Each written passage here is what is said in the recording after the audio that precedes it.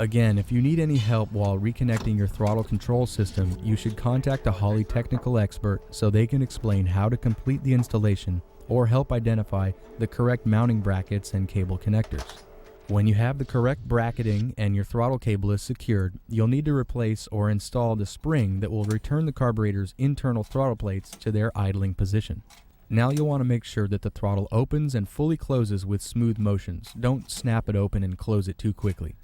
Now the cable itself needs to be fit to the throttle lever arm of the carburetor. Holley offers different lengths of throttle stud connectors and can help you align a stock position throttle cable to the throttle lever of your new carb, or will allow you to connect your existing cable to the new carburetor lever.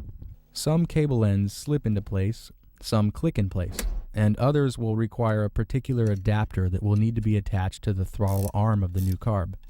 Some Holley universal accessory kits and aftermarket brands such as Locar offer connections that allow you to adjust the slack of the throttle lever to the end of the carb once the cable housing has been fixed in place.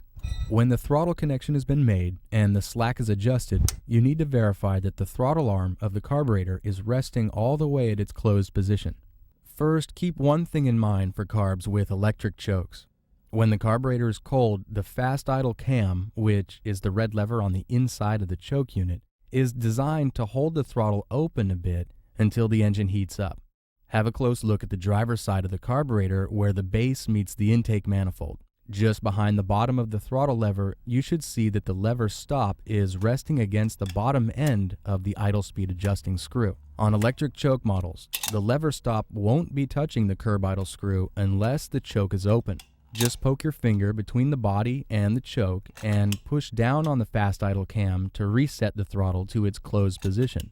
Right now, if you move the throttle lever, the choke is cold, so it'll pop the fast idle cam up again. So push down on the fast idle cam and then hold the choke open with a free hand. Here's where you want to make sure that the throttle lever stop is resting against the curb idle screw so that you know that your throttle's closing all the way. If it's not, you want to check the tension of the throttle cable and look for any other reasons for the throttle being held open and correct the issue. When the closed position of the throttle looks acceptable, you'll also want to verify the wide open throttle position. Have someone press the accelerator pedal to the floor from inside the car and hold it there.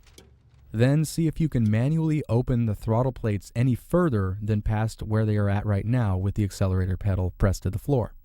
When you have a full range of motion, you'll want to verify that as the throttle operates, there's no binding, pinching, or contact with any other underhood components as the throttle lever and cable go through their motions. For carburetors with vacuum secondaries, the secondary throttle plates and shaft will not move during these checks with the engine turned off. When everything checks out okay,